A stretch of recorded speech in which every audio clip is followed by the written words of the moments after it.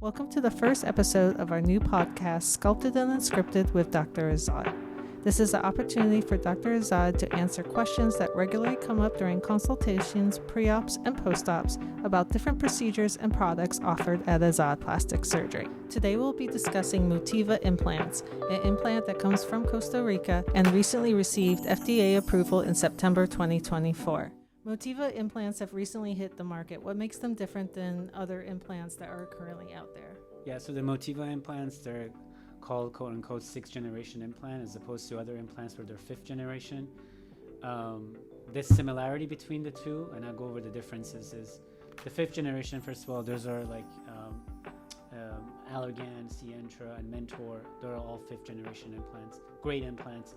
The similarity between those and the Motiva is the gel inside is highly cohesive. They call it a gummy bear, so maintain shape for a longer period of time. The risk of a spontaneous rupture is extremely low. They can tolerate a larger impact. The difference between the Motiva and the 5th generation is essentially two things. One is the shell that covers the implant is 100% fill, so we never had that before. The shell is not 100% filled, so you see these a little bit of, when they lay down, they have a little bit of like a divot in it, because the shell is not 100% filled, is not 100% efficient.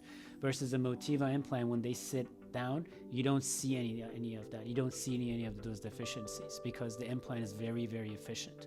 So that's one of the benefit, the shell that covers the implant. The second thing is the surface. It's called SmoothSilk, and it's been shown that your body reacts more friendlier to it.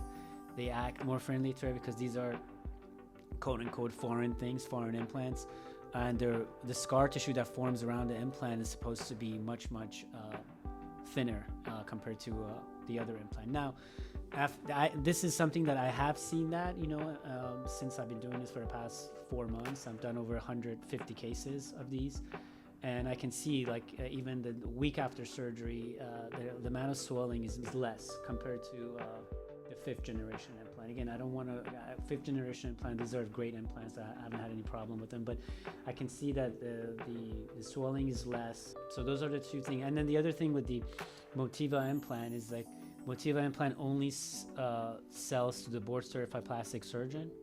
So, you can be a dentist and putting implants. It's totally okay.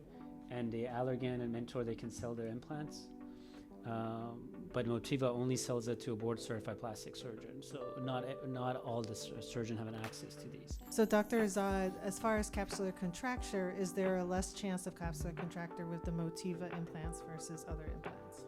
Yes, as I said previously, these implants forms has been known or shown to produce a much thinner capsule compared to other 5th generation implants. So, and because of that, there's no need to massage these implants, and in fact I don't recommend massaging them. And then the second thing is I used to prescribe Accolade for anytime I did the 5th generation implants. Now I don't do that anymore when it comes to Motiva because the scar tissue that forms is much thinner compared to the 5th generation implants.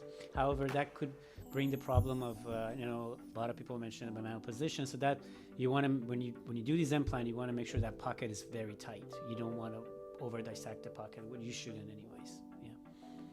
As far as the implants offered from Motiva, there's 2 different types? Yeah, there's 2 different types. There's the one around, which is the same as all the previous 5th generation implants. The round one just gives you the upper pole fullness all the time, whether you're standing, sitting, or laying down. Then we have Ergonomix, which the gel in Ergonomix is a little bit different. It's a little bit more stretchier, it's a little more softer. So the Ergonomix, it's kind of moves within your breast tissue. So when you're standing up, it gives you like a teardrop shape. When you lay down, it gives you kind of like flattens. As I said, in general, the Motiva implant kind of embedded within your tissue as opposed to 5th generation, but the Ergonomix is definitely more. It kind of moves with your breast tissue. So positioning of the implants above, below the muscle, does it make a difference with the Motiva implants? So in general, I don't place the implants under or over the muscle based on the actual implant, although I have to say that mostly based on a patient anatomy.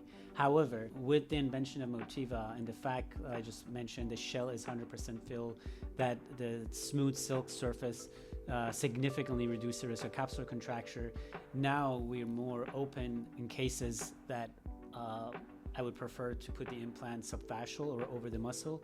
Now it makes me even more easy to do that, because I know these implants they do much better compared to the 5th generation implant as far as forming a scar tissue formation and the look. Thank you for joining us for Sculpted and Unscripted with Dr. Azad. Join us next time for another exciting episode.